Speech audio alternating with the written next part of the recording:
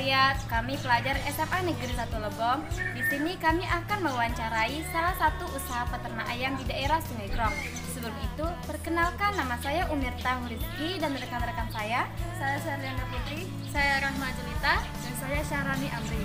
Yuk kita langsung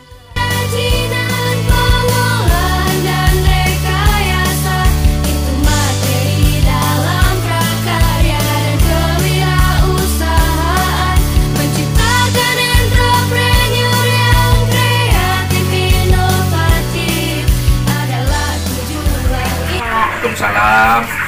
Kami dari pelajar SMA Negeri 1 Lebong. Kami di sini ingin mewawancarai Bapak mengenai usaha ternak ayam yang Bapak jalani.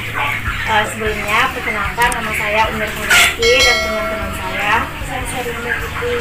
Dan ini Syahrani Amri dan ini Rahma Jelita. Kalau boleh tahu, nama Bapak siapa, Pak? Kalau nama asli Gus Rinegi, panggilan Agus.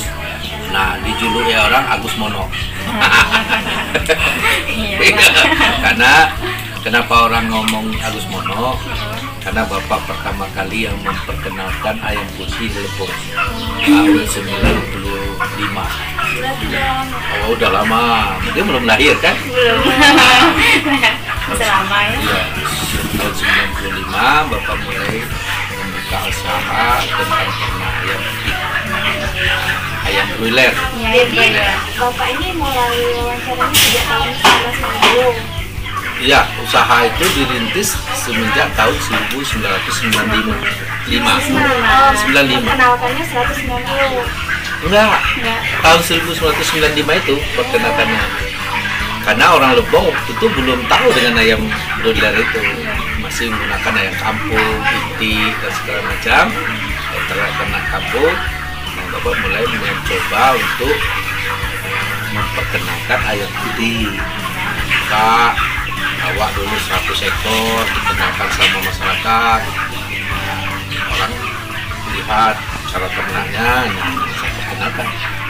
Boleh Pak kami lihat ternak ayam Bapak? Boleh, silakan. Ini penampungan. Kalau kandang sebenarnya bukan di sini.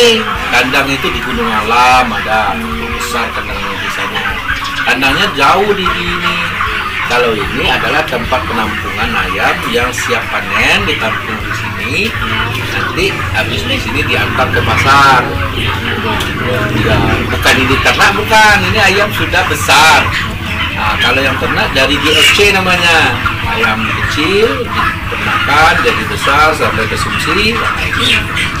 Boleh nanti kita ini. Jadi kalau Pak misalkan itu Bapak pertama kali pas Bapak ternak jumlahnya itu berapa? Oh, dia jumlah pertama kali cuma 100 ekor. 100 ekor, sudah dicoba 200 ekor, coba lagi 500 ekor, coba lagi ya karena waktu itu masih murah ya, lancar ya sampai 1 Nah Pak, pasti kan dari 200 ekor itu pasti kan rangkaian tertransformasi ya Pak. Bagaimana solusi Bapak supaya ayam ini terhindar dari penyakit atau bisa terobati dari penyakit? Nah, kebetulan ayam broiler itu ada paketnya. Iya, jadi kita untuk antisipasi penyakit itu DOC namanya ya, anak ayam itu disebut dengan DOC. Nah, DOC itu pas umur 4 hari diadakan vaksin. Vaksin mata. Vaksin itu diteteskan dengan ke mata ayam. Nah, nanti umur 10 hari divaksin lagi. Nah, waktu mulai masuk sudah diberikan antibiotik, vitamin dan antibiotik. Nah, sampai dia panen itu tidak lepas dari vitamin dan antibiotik. Biasanya kami kalau tidak wabah itu tidak kena. Jadi karena ayam itu sudah ada vaksinnya, pemeliharaannya. Jadi umur 1 hari baru sampai itu dikasih air gula supaya itu tenaganya pulih dari itu kan DOC itu dari Lampung jauh dibawa ke sini. Nah, nanti setelah sampai di sini dikasih air gula pertama kali selama 1 sampai 2 jam.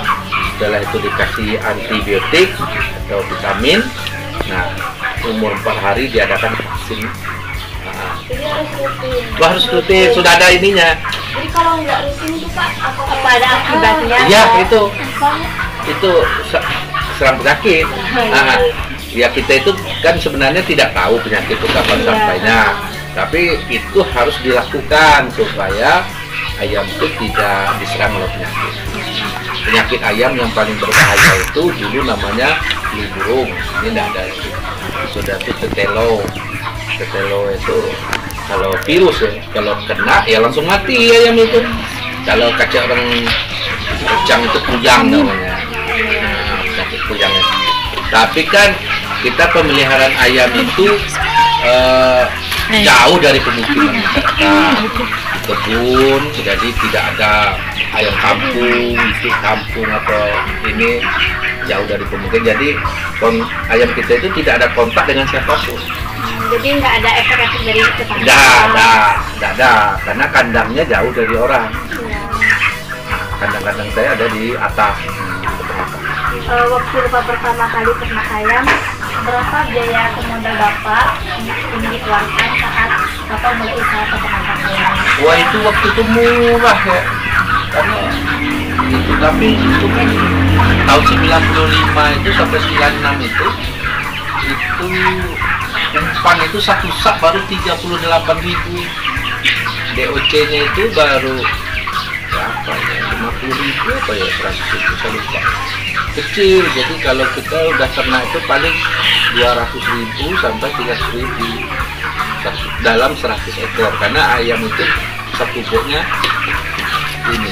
Kalau sekarang ya tidak lebih, dalam 100 ekor tuh sudah 3 jutaan. Pak, kan sebanyak itu uang Bapak sendiri atau pernah minjam ke bank atau Bapak? Enggak, saya enggak awalnya dulu pernah minjam bank. Nah, minjam bank, tapi setelah itu Bapak kerjasama dengan pabrik yang memproduksi ini. Ada sudah langganan, jadi tinggal kita pesan pakan aja. Kami hitungan per tahun. Jadi tanggal 30 Desember tutup buku, apa belanja berapapun itu, kalau ada pun ditutup 1 Januari, 2 Januari numpang lagi, mulai lagi gitu. Saya juga ya Pak, ya ternak ayam. Jadi karena Bapak itu lebih memilih ternak ayam daripada ternak yang lain. Iya Pak. Karena ini komersialnya tinggi, karena dibutuhkan oleh masyarakat. Ya, karena ini tetapi padat modal. Jadi kita harus punya modal tinggi, resikonya juga tinggi, karena kalau terjadi wabah, ya modal kita bisa habis. Tapi karena kita sudah mempelajari cara peternakan yang benar, kita lakukan, ya itu. Nah, seringnya saya kena itu bukan karena penyakit, karena harga murah. Misalnya dalam satu waktu keadaan kita kurang bagus di pasar, agak menceklik lah kata orang Lebong ini. Ayam kita banyak, di pasarnya kurang laku. Nah itu, jadi pemasaran yang biasanya yang membuat kita agak tekor. Kalau enggak apa-apa. Nah, kalau dengan penyakit itu jarang terjadi. Kalau boleh tahu penghasilan Bapak setiap bulannya berapa ya Kak? Kalau Bapak ternak ayam gitu. Itu mana ya itu relatif aja itu sebenarnya. Iya, kalau ya cukup lah untuk gaji karyawan. Nah, karena ada Bapaknya punya karyawan. oh iya, punya karyawan. Saya punya karyawan, bukan saya yang melihara. Ada karyawannya, ada yang anak kandang, ada sopir, ada keneknya. Nah, itu jadi itu. Jadi ada yang nulis-nulis di rumah ini, yang ini bukan saya yang bapak yang melakukan. Usaha yang ternak ayam Bapak ini usaha utama atau usaha sampingan Pak? Malah Utama. ya, namanya sekarang usaha bapak ini, nama perusahaannya itu Mandiri Broiler. Ini perusahaan ya Pak? Iya, sudah ada CP-nya, kan ada huruf di depan itu, nah, itu namanya CP Mandiri Broiler. Jadi sudah kembang. Iya, Kembang bukan. ya. Nah, Ini bisa banyak kerugian, banyak juga keuntungan. iya, kita udah punya karyawan. dan juga bekerja sama dengan orang. Misalnya orang punya kandang, kita modalin, nah kerjasama, nanti hasil bagi. Boleh nggak minta tips gitu buat jadi peternak ayam? Jadi seperti bisa teman-teman meniru bapak gitu kan. Ini harus ada tekad ya. Kebanyakan di Lebong yang saya ajak usaha, dia acak-acakan. Karena usaha ternak ini makan waktu, keahlian dan kesabaran. Ya. Tidak ada bin serabin seperti orang cari emas di tambang, cukil-cukil tanah, sudah tuh dapat jual, nah, itu kan mudah. Kalau ternak tuh punya keahlian, punya ketekunan. Nah, dan yang paling penting dalam usahanya adalah kejujuran. Iya, kalau tidak jujur, usaha itu ini. Karena ini memerlukan pelanggan, timbangan kita harus bagus. Jadi kita menimbang barang itu jujur. Tapi kalau ini kiat kita usaha itu adalah kesungguhan. Bapak dulu sungguh-sungguh usaha tuh ya kecil dulu, nggak ada orang tuh, wah itu udah kecil dulu, dicoba, dipelajari. Kita usaha itu punya ilmu, nah mungkin bisa labin ini Masih jadi dan nggak bisa ditiru. Misalnya kalau nggak ada dipraktekkan, kita nengok karena kalau misalnya ada nengok itu bukan begitu, waktu kecilnya bukan gitu. Ini ada prosesnya. Nah, itu dipelajari. Ada broodingnya, ada pemanasnya, ada kompornya, itu banyak itu. Jadi cara maksimnya yang benar, dipelajari. Bapak dulu belajar terus. Nah, dari itu kita kembangkan usaha itu. Nah, mana yang ini sudah banyak juga yang bisa. Dulu dia kerjasama dengan kita, karena sudah berkembang, dia berusaha sendiri. Udah banyak. Pada umumnya yang dia dites mana-mana itu sudah dia sendiri aja. Ya sudah, kita buat juga. Udah berkembang juga dia kan. Kita bukan mencari karena dia dulu anak buah kita, setelah itu dia ini kita Bukan untuk bersaing. bersaing. Karena dia selalu kalau dia habis barang, ke bapak juga dia minta. Jadi saling membantu, ada Teman-temannya ya selalu. Nah, yang penting sekarang seperti ada ide ini, belajar dulu, pelajari. Karena kalau bisa dinekatkanlah berusaha itu. Kalau punya keinginan harus berjuang. Iya, nggak ada perbedaan laki-laki perempuan itu. Nggak. Apa lagi? Kewirausahaan, perencanaan, usaha produksi dan pengemasan pemasaran, keuangan analisis dan evaluasi merupakan aspek kewirausahaan.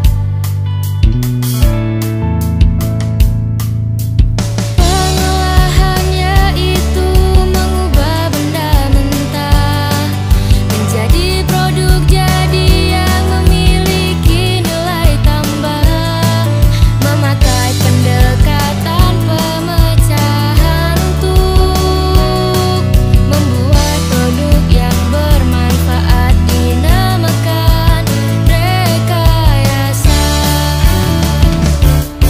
Budidaya kerajinan pengolahan. Terima kasih Pak Iyalah. wawancaranya. Maaf ganggu ya.